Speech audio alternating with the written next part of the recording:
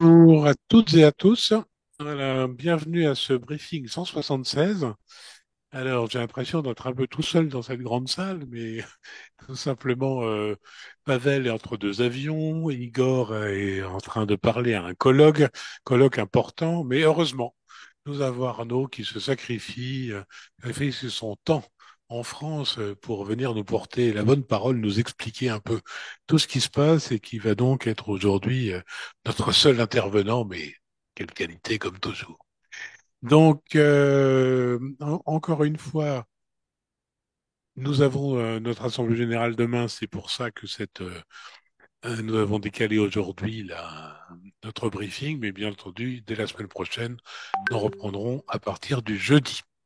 Donc Arnaud, c'est à toi, nous t'écoutons. N'hésitez pas à poser de nombreuses questions auxquelles Arnaud sera un plaisir de répondre. Et puis, on se retrouve dès la fin de son intervention. C'est à toi. Merci, Président. Bonjour à tous. Un briefing somme toute classique avec des nouvelles d'économie, de politique intérieure et de politique étrangère. Et quelques brèves d'économie pour commencer avec le budget fédéral qui est en excédent pour le troisième mois consécutif. Cela résulte principalement de la hausse spectaculaire des rentrées pétrogazières en octobre.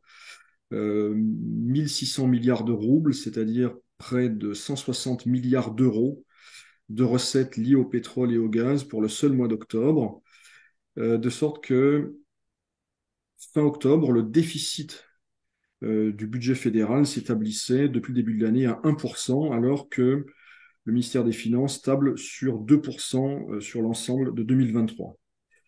L'indice PMI, publié par Standard Poor's fin octobre, relatif aux services, que montre-t-il? Un léger tassement de l'activité, 53,6 points contre 55,4 fin septembre. Mais on reste en zone verte, entre guillemets, pour le neuvième mois consécutif, donc une activité dans le secteur des services qui reste dynamique. Une déclaration hier du patron de Sber, Hermann Greff, ancien ministre du Développement économique, personnalité influente à Moscou, on le sait. Il s'est exprimé sur un sujet sensible, sur un sujet permanent en réalité, celui du cours du rouble. Pour M. Greff, le cours naturel du rouble se situe entre 85 et 90 pour un dollar. La Banque centrale de Russie, autre acteur important à Moscou, estime quant à elle que les sanctions occidentales resteront en place, je cite, au moins jusqu'en 2027. Enfin, un chiffre, celui des ventes en ligne, qui est en augmentation de 23% sur les 9 premiers mois de l'année en Russie. J'en viens maintenant au sujet de politique intérieure et au sujet de société, avec deux thèmes en réalité. D'abord, une nouvelle très fraîche, puisqu'elle est tombée en milieu de journée. Madame Skolitchenko, qui est une artiste pétersbourgeoise, qui est poursuivie pour avoir, au printemps 2022, remplacé les étiquettes de prix dans un supermarché par des informations relatives aux événements à Mariupol, eh bien, le parquet général vient de requérir 8 années de détention à son égard. Et autre sujet qui est un peu moins récent, puisqu'il s'agit d'un sondage publié le 31 octobre, un sondage du centre Levada, mais il me paraît important, significatif, révélateur finalement du fond de l'air à Moscou, en Russie, et de l'état d'esprit de la société russe. C'est un sondage qui porte sur le conflit en Ukraine. Que montre-t-il? Plusieurs choses, plusieurs chiffres me paraissent significatifs. Le premier, c'est que 49% des répondants suivent de façon attentive et régulière le conflit, avec cependant euh, un clivage générationnel assez prononcé. On note que ce sont les 55 plus qui s'y intéressent le plus.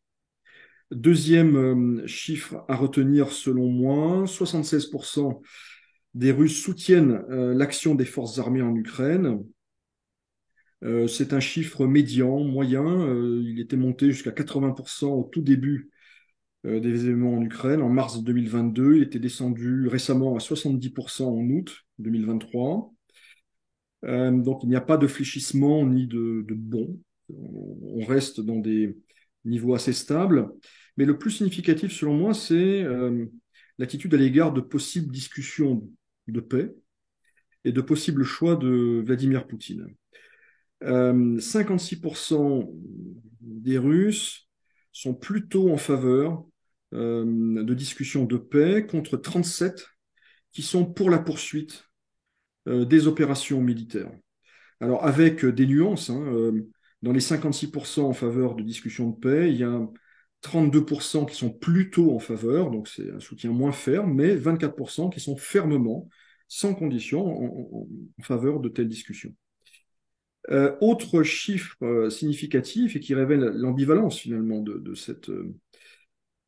l'état d'esprit des Russes, il y a 70% des Russes qui seraient prêts à soutenir Vladimir Poutine s'il décidait d'une cessation des hostilités, mais 57% s'y opposeraient si cette cessation des hostilités devait impliquer une restitution des territoires conquis depuis mars 2022. Donc une opinion publique qui n'est pas forcément belliqueuse, jusqu'au boutiste, mais qui n'accepterait pas un compromis à tout prix. Cela confirme ce que je disais lors d'un précédent briefing à la suite d'un entretien publié par le directeur d'un autre institut de sondage, le FTSIOM. M. Fyodorov relevait que selon lui, il y avait environ 15% de personnes vraiment jusqu'au boutiste, déterminées à aller jusqu'à Odessa, peut-être même jusqu'à Lviv au sein de la société russe. Donc c'est un paramètre intéressant, mais il faut lire le sondage jusqu'au bout et ne pas en tirer que certains éléments pour accréditer un narratif, comme ça a pu être fait dans certains journaux ces derniers jours. J'en viens maintenant à la rubrique politique étrangère, diplomatie. Tout d'abord, le chapitre États-Unis-Ukraine. Il y a eu ces derniers jours beaucoup d'articles, de publications aux États-Unis sur le conflit ukrainien, allant un peu tout dans le même temps, dans le même sens, un certain scepticisme à l'égard du président Zelensky, constat de l'échec désormais avéré de la contre-offensive. Parmi ces dernières publications, j'en retiens deux qui ont fait du bruit, comme on dit. D'abord, selon NBS News, des responsables américains et européens auraient discrètement commencé à sonder leurs interlocuteurs ukrainiens et à se parler entre eux sur le contour d'hypothétiques discussions entre Russie et Ukraine à propos d'un cessez-le-feu. Aurait été abordée de façon assez informelle la question des concessions qui pourraient être demandées à Kiev pour parvenir à un accord avec Moscou. Toujours d'après NBC News, il y a une réelle inquiétude aux États-Unis face au désintérêt croissant des opinions occidentales à l'égard du sujet ukrainien et par ailleurs à l'épuisement des stocks de munitions et de matériel. C'est un sujet sur lequel Igor en particulier ces dernières semaines et ces derniers mois est revenu très régulièrement. Mais l'article qui a fait le plus de bruit, c'est sans aucun doute celui publié par le Time la semaine dernière, dans lequel un conseiller de Zelensky, sous couvert d'anonymat, estime que le chef de l'État ukrainien, je cite, se berce d'illusions sur les chances de l'Ukraine. Ce conseiller dit, je cite, nous sommes à court d'options, nous ne gagnons pas, mais nous essayons de le lui dire, lui, Zelensky. Mais toujours selon le Time, M. Zelensky reste profondément opposé à toute discussion avec la Russie. J'en reviens au sujet des opinions occidentales avec un sondage américain, cette fois-ci, réalisé par Gallup, qui montre que le soutien à l'accroissement de l'aide à l'Ukraine est en baisse. 41% des sondés affirme que les États-Unis en font trop pour l'Ukraine, contre 24% il y a 3 mois. Donc on passe de 24% à 41% en 3 mois, ce qui est évidemment très significatif, et ce qui montre une évolution majeure dans l'opinion publique américaine à l'égard de l'Ukraine. 43% des Américains sont favorables à ce que les États-Unis facilitent la fin des combats, même si cela doit impliquer des concessions territoriales de la part de Kiev. 43% donc, c'était 36% en juin. Aux États-Unis, par ailleurs, se poursuit le débat au Congrès sur les nouvelles lignes de crédit pour l'Ukraine. Je rappelle que celle qui est en cours et qui arrive à échéance à la fin de l'année, eh bien, elle ne comporte plus que 5 milliards de dollars. Il y a une vraie bataille entre républicains et démocrates, les républicains souhaitant scinder l'aide à Israël et celle à l'Ukraine, alors que les démocrates souhaitent fusionner ces deux paquets. Ils pressentent évidemment qu'il serait plus facile d'inclure des équipements si Israël et l'Ukraine font, entre guillemets, pot commun. Quelques nouvelles des relations entre l'Union européenne et l'Ukraine, avec la présidente de la Commission, Madame von der Leyen, qui s'est rendue à Kiev en fin de semaine dernière. Elle y a rencontré le président Zelensky. Les discussions ont porté sur les discussions sur les perspectives d'adhésion de l'Ukraine, sur les progrès réalisés par le pays dans la lutte contre la corruption, également sur, là encore, les aides censées arriver à Kiev dans les années qui viennent. On parle évidemment de ce paquet de 50 milliards sur 4 ans, à propos duquel les discussions sont quelque peu enlisées à Bruxelles. Aujourd'hui même, la Commission a recommandé l'ouverture de discussions d'adhésion avec l'Ukraine. Lors de précédents briefings, nous avions évoqué les frictions entre la Pologne et l'Ukraine. C'était d'ailleurs avant les élections générales en Pologne. Eh bien, l'agenda bilatéral reste pollué, entre guillemets, par des différends d'ordre commerciaux, économiques. Les chauffeurs de poids lourds polonais bloque 3 postes frontaliers avec l'Ukraine en signe de protestation contre ce qu'il qualifie de concurrence déloyale de la part des routiers ukrainiens. Il faut savoir que Bruxelles a exempté de permis d'entrée dans l'UE les compagnies ukrainiennes de transport qui, eh bien, passez ma expression, taillent des croupières désormais aux entreprises polonaises. Donc, après le différend sur les céréales, on s'en souvient, eh bien, il y a un nouveau dossier qui s'ouvre et qui illustre les contradictions entre la Pologne et l'Ukraine, mais peut-être d'ailleurs au-delà entre les intérêts économiques des États européens et ceux de l'Ukraine. Nous avions parlé du changement de gouvernement en Slovaquie il y a quelques semaines. Eh bien, les premières conséquences pour l'Ukraine sont visibles, puisque on a appris ce matin que le nouveau Premier ministre, M. Fico, avait décidé de bloquer une aide de 40 millions d'euros qui avait été décidée par le précédent gouvernement. Donc, le nouveau gouvernement a annulé la décision de son prédécesseur. Enfin, selon le ministre ukrainien des Finances, il manquera 29 milliards de dollars pour boucler le prochain budget ukrainien si les soutiens occidentaux de Kiev ne sont pas en mesure de poursuivre leur aide économique à Kiev. Voilà, Président, ce que je pouvais dire aujourd'hui sur l'actualité russe. L'actualité un peu moins fournie puisqu'il n'y en a pas eu en fait lundi. Lundi était un jour férié en Russie. Donc, le briefing porte en réalité sur 2 jours. Merci beaucoup. Alors, on a quelques questions sur la Chine. Enfin, il y a deux questions, je vais te les poser ensemble, comme ça c'est lié, on ne sait pas. La première, c'est les échanges commerciaux entre la Chine et la Russie ont fortement augmenté. Quid des investissements russes en Chine ou chinois en Russie? Et une autre, alors est-ce que c'est lié ou pas? Une délégation chinoise s'est aujourd'hui rendue au ministère de la Défense russe. En sait-on plus sur les accords passés ou les achats d'armements entre Moscou et Pékin? Alors, sur la deuxième question, il s'agit effectivement une délégation de haut niveau qui a été reçue à Moscou par M. Shoigu. À ma connaissance, il s'agit non pas de négociations pour des contrats d'armement, hein. La ligne chinoise est assez claire. Il n'y a pas de fourniture, de livraison d'armes, de systèmes létaux à la Russie, et il n'y a aucune raison que ça change.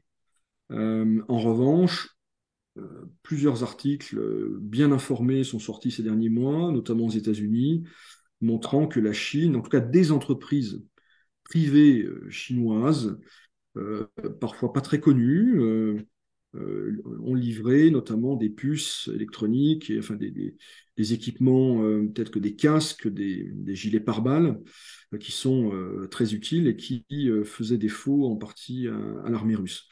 Donc non, il n'y a pas de changement de ligne politique de la Chine, il n'y a pas d'éléments spectaculaires, nouveaux à attendre. Il s'agit plutôt d'une visite de routine, mais quelle routine, hein. Encore une fois, le niveau de coopération entre les armées russes et chinoises est assez inédit, avec beaucoup d'exercices communs. Et puis il y a un autre volet plus politique, plus diplomatique. Les ministères de la Défense des deux pays discutent des crises dans le monde, discutent très probablement de l'Ukraine, de l'Asie du Sud-Est, des États-Unis, etc., etc. Donc, euh, pour ce qui est des investissements chinois, on n'a pas encore les chiffres pour 2023. Ce serait évidemment un indicateur à suivre. On sait, cela a été dit, que les échanges bilatéraux euh, franchiront la barre des 200 milliards. On était à 196 milliards fin octobre, donc on sera autour probablement de 230, 240. Je rappelle qu'en 2016, donc il y a 7 ans, les échanges russo-chinois étaient inférieurs à 70 milliards de dollars. Donc on va tripler en 7 ans. Pour revenir à la question, on a un élément de réponse pour l'Extrême-Orient. Et là, on a un chiffre, 850 milliards de roubles, qui a été publié, qui a été rendu public plus précisément par un gouverneur d'Extrême-Orient. Donc, et la Chine serait cette année le principal investisseur dans le district fédéral d'Extrême-Orient. Donc, à voir si ailleurs cette tendance se confirme. Ce que nous, en tant qu'observatoire, on voit toutes les semaines, à la faveur notamment de notre revue de presse régionale, c'est la multiplication des délégations chinoises en région russe et la multiplication des déplacements de gouverneurs russes en Chine. Cette semaine, nous rendons compte, entre autres, de l'ouverture par la région de Nijni Novgorod d'une mission de représentation en Chine. Donc, certes, les Chinois étaient beaucoup moins actifs que les Français, par exemple, avant le 24 février 2022, s'agissant des investissements directs. Les Chinois étaient plus dans une logique d'exportation. Évidemment, les Russes souhaiteraient que les Chinois remplacent, au moins dans certains secteurs, les investisseurs occidentaux. Il y a une très forte attente. À voir si ça se confirme. Les Chinois, jusqu'à présent, ont surtout financé des grands projets, la pétrochimie en particulier, ont aidé à contourner certaines sanctions sans trop s'exposer. Ça vaut pour le gouvernement et pour les grands groupes chinois comme Huawei. À voir si les groupes chinois suivent les conseils de l'ambassadeur de Chine à Moscou, qui, dès juillet 2022, nous en avions parlé lors d'un briefing, invitait les entreprises de son pays à remplacer les Occidentaux. Intéressant. Alors toujours, c'est pas tout à fait lié complètement à la Chine, mais ma question, ça va être, est-ce que c'est lié à la Chine ou pas? Tu indiquais dans le début de ton intervention l'augmentation de 23% des ventes en ligne.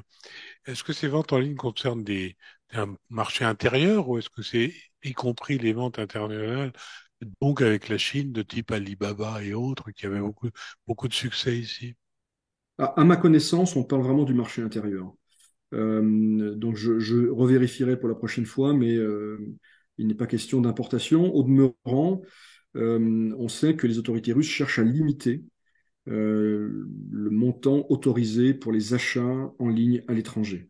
Il était question d'abaisser le seuil à 100 ou 200 dollars. Il faudra voir si, quelle suite est donnée à cette mesure qui est potentiellement très impopulaire. Mais à ma connaissance, encore une fois, l'augmentation de 23% que je mentionnais du volume de commerce en ligne concerne les ventes effectuées en Russie. Qui peuvent être par ailleurs de produits importés, mais Absolument. après importation, enfin, en réalité, d'accord. Aussi, alors, un des éléments que tu indiquais sur les incidents frontaliers polono-ukrainiens avec les chauffeurs routiers, on nous signale que, justement, est-ce que ça, c'est lié ou pas? La Commission européenne a recommandé au Conseil de l'Union européenne de commencer des discussions avec l'Ukraine et la Moldavie sur leur adhésion à l'Union européenne. Est-ce que justement ce type d'incident ne doit pas conduire, enfin, donner une impulsion à ces discussions pour éviter qu'elles se reproduisent, justement? Est-ce qu'il ne faut pas trouver un accord cadre entre l'Ukraine et l'Union européenne pour justement aplanir ces difficultés? Et on a parlé des grains il y a un bon moment et ça continue, j'imagine. Là, c'est une concurrence déloyale. Donc, est-ce que ça doit conduire à un rapprochement plus rapide de l'Union européenne et de l'Ukraine? Franchement, je n'en sais rien. C'était pas exactement notre niveau de, comment dire, d'analyse de dire ce que devrait faire l'Union européenne à l'égard de l'Ukraine. Moi, mon propos est plus de constater que ces, ces différends et ces contradictions sont très visibles, elles se multiplient, et les Polonais n'hésitent pas, passez-moi l'expression, à défendre leur beefsteak, ou ce qu'ils considèrent comme leur beefsteak. Alors même que la relation bilatérale est censée être très importante, etc., etc. Dans le même registre, hier, un vice-ministre des Affaires étrangères a déclaré que tant que les Polonais de Volhynie, je rappelle que 200 000, environ, peut-être 300 000 Polonais ont été massacrés par des indépendantistes ukrainiens en 1943 en Volhynie, tant que ce dossier-là ne serait pas clos. On pensait qu'il était clos, hein. Vous vous rappelez, là, il y a quelques mois, la réconciliation, le voyage de Zelensky. Eh bien, manifestement, au sein de l'establishment polonais, on considère que tout ça n'est pas clos. Donc, il y a beaucoup de dossiers comme ça qui restent en suspens, dont se saisissent évidemment les Russes, qui se font une joie de montrer que tout va mal entre Polonais, Ukrainiens et Européens et Ukrainiens. Mais fondamentalement, ce qui est, je dirais, plus surprenant, c'est que de grands États, au premier chef la France, ne se saisissent pas de la question. On sait que, s'agissant des céréales, il y a certaines fédérations professionnelles qui ont tiré la sonnette d'alarme. Pour l'instant, en France, il n'y a pas de débat sur le coût des mesures de court terme décidées ces derniers mois en faveur de l'Ukraine et a fortiori sur le coût d'une adhésion de l'Ukraine. Il serait, je pense, beaucoup plus important pour la France que pour la Pologne. On peut penser que l'agriculture française ne résisterait pas à une intégration de l'Ukraine dans l'Union européenne. On en est là pour l'instant. L'absence totale, encore une fois, de débat en France et au-delà de la Pologne et des pays frontaliers de l'Ukraine sur ce que ça veut dire. Peut-être d'ailleurs parce que ces pays et tout le monde en réalité comprend que la perspective d'adhésion pour l'Ukraine est extrêmement lointaine, peut-être aussi lointaine et illusoire que celle de la Turquie, mais ça nous verrons peut-être un jour. Ben, effectivement, si c'est l'exemple turc, on peut attendre longtemps. Euh, Question qui est liée à ta première intervention. Euh, Greff qui donnait un cours du rouble qui était bon à ses yeux, c'est ce message avec quelle portée? C'était portée de politique intérieure, c'était une critique de la Banque centrale. Quel était le sens de cette intervention? Il a été interrogé tout simplement, et comme c'est quelqu'un qui a des idées sur tout, et qu'en l'occurrence c'est quand même son domaine, hein, je rappelle qu'il est président de Sber, qu'il est l'un des représentants du bloc libéral, entre guillemets, et qu'il connaît bien le monde de la finance et la cuisine financière en Russie. Donc, il n'y a pas de, je dirais, de but politique particulier. Il ne s'agit pas d'une critique particulière de la Banque centrale ou du gouvernement qui a décidé et qui a réussi en réalité à, à ramener le cours de l'euro et du dollar sous la barre des 100, mais plutôt voilà, un avis éclairé dont il savait qu'il serait repris par tous les médias parce qu'on écoute M. Greff quand il s'exprime sur ce sujet. D'accord. Mais ça va quand même au-delà du vœu pieux.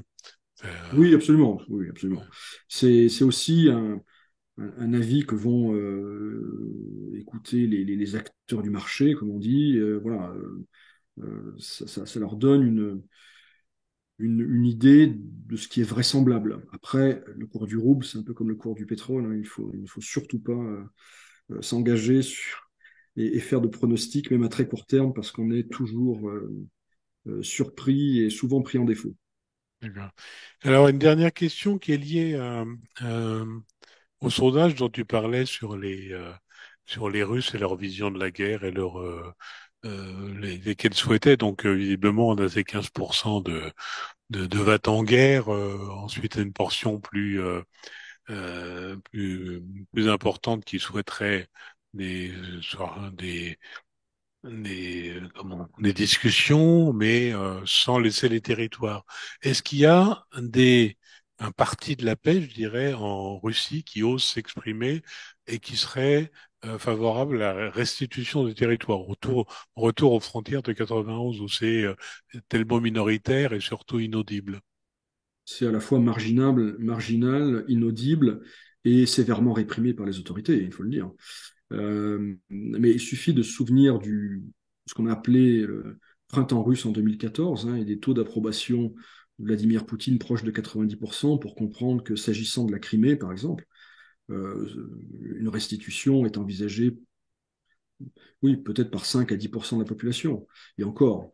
Euh, pour les nouvelles régions, entre guillemets, c'est-à-dire Lugansk, Donetsk, Zaporogie, Kherson, euh, ces régions ayant été annexées en septembre 2022, de façon partielle d'ailleurs. Euh, L'attitude des Russes est plus ambivalente, hein. Alors on le ressent de façon empirique dans les discussions qu'on peut avoir avec les uns et les autres en privé. Il n'y a pas de sondage, à ma connaissance, formulant la question de la sorte, mais on sent que pour beaucoup de Russes, ces régions sont moins russes que la Crimée, y compris d'ailleurs Donetsk.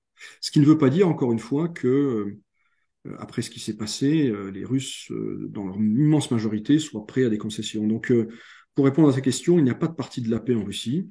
Il y a évidemment une sensibilité, une mouvance qui peut avoir été choquée par le déclenchement de l'opération militaire spéciale, entre guillemets, qui peut aller plus loin, qui peut souhaiter pour certains ses représentants une restitution de tous les territoires, y compris de la Crimée, mais ça reste, comme je le disais, marginal et sans débouché politique. Ce n'est pas ça qui va influencer le cours des choses. Ce qui va influencer le cours des choses, soyons très clairs, c'est l'aptitude de l'armée russe, non seulement de tenir ses positions, ce qu'elle a démontré ces derniers mois, mais éventuellement aller plus loin en 2024. Et il serait très surprenant, j'ai parlé des discussions entre Européens, entre Occidentaux, et voire même au-delà, sur un éventuel cessez-le-feu, euh, les contours d'un accord. Il me semble, mais c'est un avis très personnel et très subjectif, que à ce stade, la Russie ne serait pas intéressée par un cessez-le-feu parce que ce ne serait pas une victoire, entre guillemets. Je ne sais pas à quoi pourrait ressembler une victoire russe. On sait à quoi ressemblerait une défaite russe. Mais ce qu'on ressent, c'est que la Russie, aujourd'hui, en tout cas, et pour les mois qui viennent, veut essayer, après l'échec de la contre-offensive ukrainienne, à son tour de tenter quelque chose. Donc nous verrons ce dont elle est capable. Nous n'en parlerons pas de façon précise, évidemment, lors de nos briefings. Mais la Russie estime ne pas avoir atteint ses objectifs. Et donc, si jamais, hypothèse très fragile en réalité, si jamais les Occidentaux tordaient le bras aux Ukrainiens, ce qu'ils n'ont jamais cherché à faire en réalité, hein, même avant la guerre, sur les accords de Minsk, eh bien, il est possible que les Russes, encore une fois, à ce stade, ferment la porte. Oui, donc il n'y a pas eu d'évolution. On décrivait déjà cette situation il y a quelques mois les Ukrainiens peuvent pas admettre la perte des territoires et les Russes ne peuvent pas admettre de perdre ces territoires conquis. Donc L'élément nouveau, on est encore une toujours dans la fois, même situation. l'élément nouveau, et c'est quand même majeur, c'est que plus personne, y compris à Kiev, ne conteste l'échec de la contre-offensive. Cet échec est tout à fait spectaculaire et il a des effets majeurs, des effets militaires, avec la destruction de très nombreux matériels ukrainiens, mais ça aussi, on commence à le voir, un impact politique, un impact au sein de la société, avec le doute qui s'installe, et au sein des élites. Et on a vu ces derniers jours, apparemment en tout cas, des dissensions entre le président et le chef d'état-major, ce qui n'est jamais très bon lorsqu'on est en guerre. Eh bien, nous finirons là-dessus. Merci infiniment de ton intervention toujours éclairée, pleine de fond et de sens. Donc, nous finissons notre briefing 176 aujourd'hui. Rendez-vous jeudi prochain. Je rappelle à tous ceux qui sont présents à Moscou que nous avons notre assemblée générale demain. Voilà, donc les membres de la Chambre sont priés instamment de venir voter, atteindre le quorum tous ensemble, parce que la vie associative nécessite que les membres participent. Sans ça, on n'a pas beaucoup de sens, mais donc on compte sur vous. Et puis, on a d'autres événements qui arrivent et auxquels pour lesquels on vous tiendra au courant en temps utile. Voilà, donc comme toujours, la CCI France Russie se tient à vos côtés. Tenez bon.